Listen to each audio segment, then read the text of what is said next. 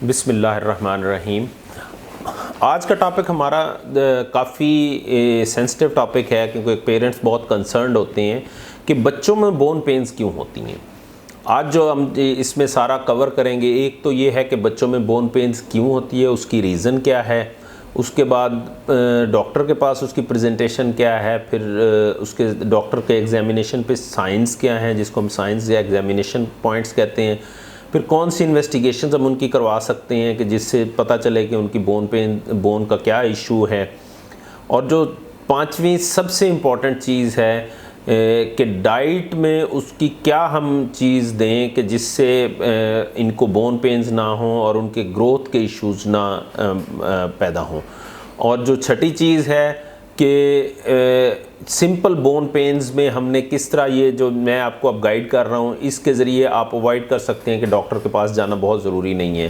लेकिन कुछ पॉइंट्स हैं जिसमें अगर बच्चे के इस तरह के सिम्टम्स आ रही हो तो which is compulsory to consult doctors. ठीक है, बहुत शुक्रिया। अगर आप हमारे चैनल पर नए हैं तो इसको सब्सक्राइब कर लें ताकि आपको ये इंफॉर्मेटिव वीडियोज़ बर वक्त मिलती रहें। अब इसमें सबसे पहले हम आ जाते हैं रीज़न पे। रीज़न्स में जो बच्चों में बहुत कॉमन हमारे मुल्क में है वो जो वर्म्स का होना, उसके बाद डाइटरी उसमें सप्लीमेंटेशन का ना होना, या डाइट में कैल्शियम रिलेटेड जो चीज़ें हैं उनकी कमी। अब पेशेंट हमारे पास जो मोस्टली आते हैं हमारे मुल्क में वो स्टंटेड ग्रोथ में भी कैल्शियम और विटामिन डी की डेफिशिएंसीज के इश्यूज होते हैं, जिसकी वजह से ग्रोथ पैटर्न नहीं प्रॉपर वो हो रहा होता। अब जो हमारे पास सिम्टम्स आते हैं, जो पेरेंट्स बच्चों को लेकर आते हैं या पेरेंट्स खुद नोटिस करते हैं कि बच्चे को रात को बहुत ज़्यादा पेन होना, ख़ास तौर पे नी के अराउंड या हिप के अराउंड, शोल्डर्स के अराउंड, लेग पेन्स। तो अगर फिज़िकली एक्टिव बच्चा है तो वो रात को आपको कंप्लेंट कर सकता है कि जी मुझे लेग पेन्स होती हैं। लेकिन जो टिपिकली हमारे, जिसे हम कहते हैं कि रिकेट्स की वजह से पेन्स हो रही होती हैं, वो मोस्टली नी के अराउंड होती हैं। बच्चे को रात को क्रैम्पी पेन्स होंगी, क्योंकि ग्रोथ के उसमें पैटर्न इस तरह का होता है कि नाइट में ग्रोथ हो रही होती है, कैल्शियम मिलती नहीं है, बोन्स ने ग्रो करना होता है। This is called the cry of the bones. तो ये एक उसमें वो है। जब एग्जामिन करते हैं तो एग्जामिनेशन पे एज सच क्लियरली तो हमें कोई ऐसी इंडिकेशन नहीं मिलती कि जिसे हम कहें कि एक्सेप्ट के कुछ बच्चों में ये होता है कि उनकी रिस्ट के अराउंड स्वेलिंग शुरू हो जाती है, नी के अराउंड स्वेलिंग शुरू हो जाती है। तो जब हम एग्जामिन करते हैं तो नी काफ़ी स्वोलन होते हैं। और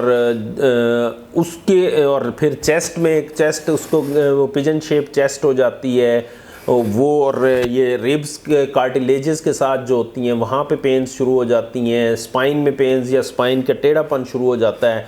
तो ये सारी चीज़ें एज ए पैकेज जब एग्जामिन करते हैं तो डॉक्टर उसको लेबल कर देते हैं विद द प्रोविजनल डायग्नोसिस कि ये केस ऑफ रिकेट्स या बोन पेन्स हैं which is due to deficiency of calcium and vitamin D. अब उसको इन्वेस्टिगेट करने के लिए जाना है तो इन्वेस्टिगेशन में वही कैल्शियम फास्फेट्स और एल्कलाइन फास्फेटेज और विटामिन D3 के लेवल्स, और फिर एक्सरेज में जो है वो जो ग्रोथ प्लेट है जहाँ पे कैल्शियम की डिपोजिशन होनी है और ग्रोथ ने हड्डी ने लंबा होना है, वहाँ पे उसकी डेफिशिएंसी नज़र आती है। उसे हम कहते हैं कि cupping of the growth plate. कि how we can prevent this all symptoms. इसमें सबसे इम्पॉर्टेंट जो चीज़ आ जाती है वो कैल्शियम कंटेनिंग फूड का इंटेक है।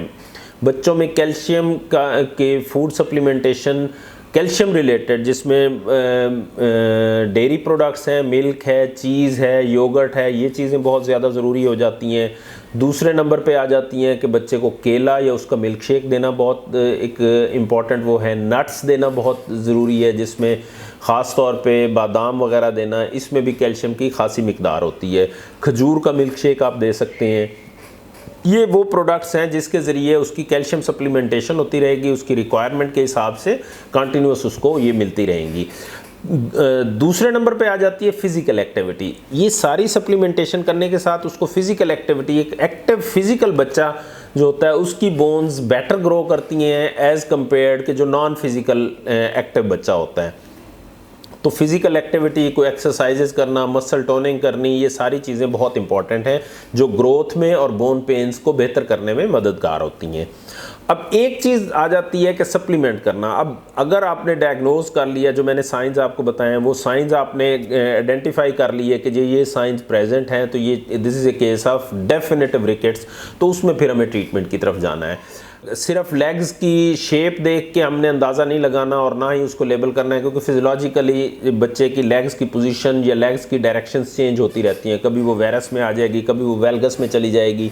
इसी तरह जो चेस्ट की रिकेट्स रोजरी है, इनको ट्रीट करने की तरफ भागने की बजाय पहले कैल्शियम की और उसकी जो रिक्वायरमेंट्स है उसको ट्रीट करना ज़रूरी है। फिर बाकी ये चीज़ें ग्रोथ के साथ साथ बेहतर होना शुरू हो जाती हैं। यानी अगर टांगों के टेढ़ापन 2 या 3 साल के बच्चे में कोई डॉक्टर कहता है कि जी इसको हमने ऑपरेशन के ज़रिए ठीक करना है, तो may be that is not recommended. वो ग्रोथ पैटर्न, जब उसकी ग्रोथ बेहतर होगी तो वो चीज़ें बेहतर हो जाएंगी, उसकी लेग्स भी बेहतर हो जाएंगी, उसकी बोन पेन्स भी बेहतर हो जाएंगी। तीसरे नंबर पर चीज़ आ जाती है कि विटामिन डी के लेवल्स, कुछ कंडीशंस होती हैं जिसमें विटामिन डी की सप्लीमेंटेशन से काफ़ी चीज़ें बेहतर हो जाती हैं, but it will take time. इसमें जल्दी करने का कोई फ़ायदा नहीं होता। 6 मंथली आप फॉलो अप कर सकते हैं with the doctor. Single leg pain होना बच्चे की इंडिकेशन है कि डॉक्टर को दिखाना ज़रूरी है। कोई पेन जो आपकी इस दवाई देने से, इस सारी ट्रीटमेंट करने से, सप्लीमेंटेशन देने से नहीं सेटल हो रही, तो you must consult the doctor. Swelling का कंटिन्यूस रहना, फीवर का उसके साथ हो जाना, ये सारी वो चीज़ें हैं जिसमें आपको डॉक्टर को या जो प्रॉपर ऑर्थोपेडिक सर्जन है उनको दिखाना ज़रूरी होगा। इन सारी उसके बाद जो मेरा गाइड करने का मकसद ये है कि हर बोन पेन हमें पेन किलर या पेन की ट्रीटमेंट नहीं लेने की ज़रूरत होती। उसमें जो अंडरलाइंग काज और डायग्नोसिस है उसकी तरफ जाना और जो अपनी फूड को नॉर्मलाइज और बैलेंस करना, वो बच्चे के लिए बहुत ज़्यादा ज़रूरी होता है। उसके लिए पेरेंट्स को कंसीडर करना चाहिए। Thanks for watching our video. If you are new on my channel, please subscribe so that you can get informative videos in time.